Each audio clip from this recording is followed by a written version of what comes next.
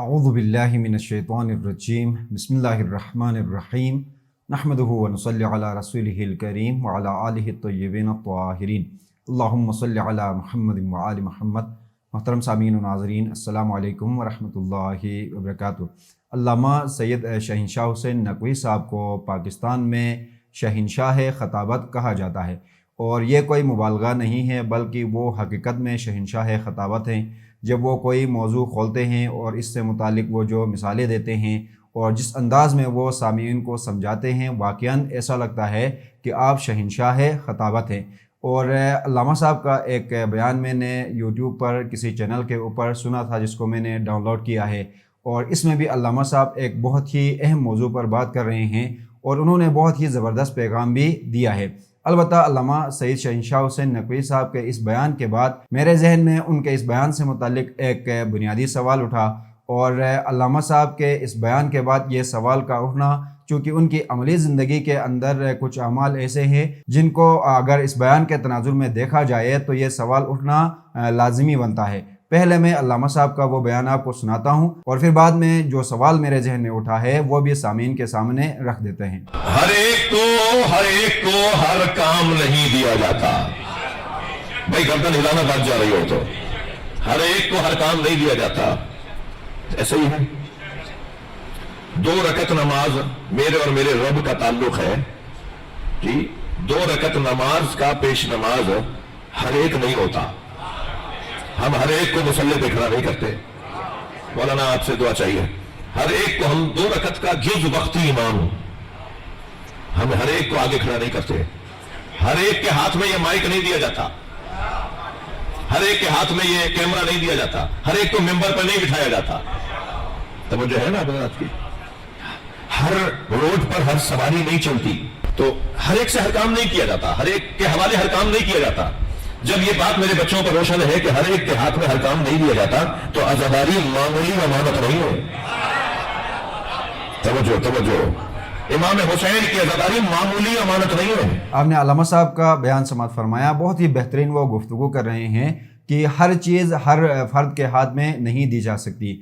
और जैसा कि वो मिसाल भी दे रहे हैं कि जैसा कि 2 रकात नमाज है, उसका इमाम भी किसी आम फर्द को लाकर नहीं बनाया जा सकता। और जैसा कि सक्खर एयरपोर्ट पर 3 मंजिला जो जहाज़ है वो भी नहीं उतरती, और बहुत सारी मिसालें वो देते हैं। और फिर आखिर में ये कहते हैं कि आज़ादारी भी कोई कम कीमत चीज़ नहीं है, ये भी हर किसी के हवाले नहीं की जा सकती, बल्कि आज़ादारी के भी जो मुहाफ़िज़ है वही इस आज़ादारी का हिफाजत कर सकते हैं। यकीनन इस बात में कोई शक नहीं है कि आज़ादारी एक बहुत बड़ी अमानत है हज़रत ज़ैनब सलामुल्लाह अलैहा की, और ये हर किसी के हाथ में नहीं थमाई जा सकती, हर किसी को मिंबर नहीं दिया जा सकता। लेकिन यहाँ पर यह सवाल उठता है अल्लामा साहब से, अगर आज़ादारी जो इतनी बड़ी कीमती चीज़ है जो किसी को भी नहीं दी जा सकती, किसी को भी हिफाजत के लिए इसको हवाले नहीं की जा सकती, तो फिर इमामत मेरे ख़्याल में इससे बड़ा मनसब है। यानी मनसब इमामत पूरे इस्लामी माशरे की ज़माम का किसी के हाथ में देना, ये भी कोई जो है ऐसी आसान चीज़ नहीं है कि हर किसी के हाथ में दी जाए। और यही बात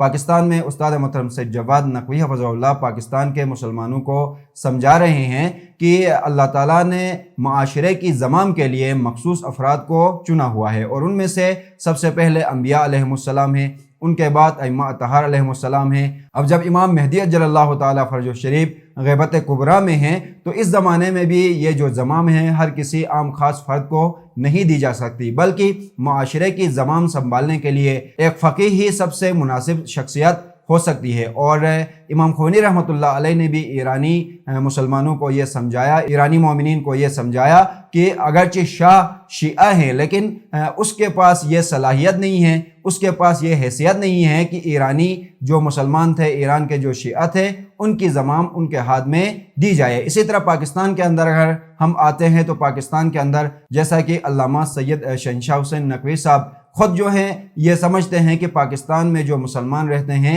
उनकी जो सियासी ज़माम है वो इमरान खान के हवाले करनी चाहिए। और अल्लामा राजा नासिर अब्बास जाफ़री साहब भी इस वक्त ये समझते हैं कि पाकिस्तान के जो मुसलमान हैं उनकी जो सियासी ज़माम है वो इमरान खान को देनी चाहिए। और दीगर जो उलमा हैं, कोई समझता है कि ज़रदारी मुनासिब है, कोई समझता है कि शहबाज शरीफ मुनासिब है, कोई समझता है कि मरियम नवाज़ मुनासिब है, कोई ये समझता है कि बिलावल जरदारी मुनासिब है। تو یہاں پر یہ سوال اٹھتا ہے کہ امامت جو اتنی قیمتی چیز ہے، یعنی پورے اسلامی معاشرے کی سیاسی زمام کا ہاتھ میں لینا، یہ کوئی چھوٹی چیز نہیں ہے۔ اسی لیے اللہ تعالیٰ نے باقاعدہ اس عمل کے لیے باقاعدہ جو شخصیات تھے ان کو معین کیا، انبیاء علیہ السلام کو بھیجا۔ جب اختتام رسالت ہوا، ختم رسالت ہوا، پھر امامت کا اعلان کروایا، اور جب امام غیبت میں جا رہے تھے تو ایسے میں آخری امام کے ذریعے سے تشیع کو یہ حکم دیا گیا کہ آپ راویان حدیث کی طرف رجوع کریں۔ اور آج کے زمانے میں اگر ہم دیکھیں تو کسی اسلامی معاشرے کے اوپر حکومت کرنے کا حق ایک فقیہ رکھتا ہے، جو عمل کے لحاظ سے، جو علم کے لحاظ سے، جو تقوی کے لحاظ سے امام معصوم کے قریب تر ہوتا ہے۔ اور یہی سید جواد نقوی حفظہ اللہ پاکستان میں مسلمانوں کو، ہم سب کو سمجھا رہے ہیں۔ لہٰذا پاکستان کے ان علماء کو چاہیے کہ سید جواد نقوی حفظہ اللہ کا ساتھ دیں، اور جس طرح سے ایران کے اندر امام خمینی رحمۃ اللہ علیہ نے انقلاب برپا کیا، پاکستان کے اندر بھی انقلاب اسلامی برپا کرنے کے لیے جس طرح سے سید جواد نقوی حفظہ اللہ رات دن ایک کر رہے ہیں، یہ تمام علماء کرام اگر ان کا دست و بازو بنے اور سب مل کر کام کریں تو انشاءاللہ پاکستان کے اندر بھی جو امامت کا منصب ہے وہ اس کے حقیقی وارث کو مل سکتا ہے۔ ہم دعا گو ہیں کہ اللہ تعالیٰ تمام علماء کرام کو طول عمر عنایت فرمائیں اور دشمنوں کے شر سے ان کو اپنے حفظ و امان میں محفوظ فرمائیں۔ آمین۔ والسلام علیکم ورحمۃ اللہ وبرکاتہ۔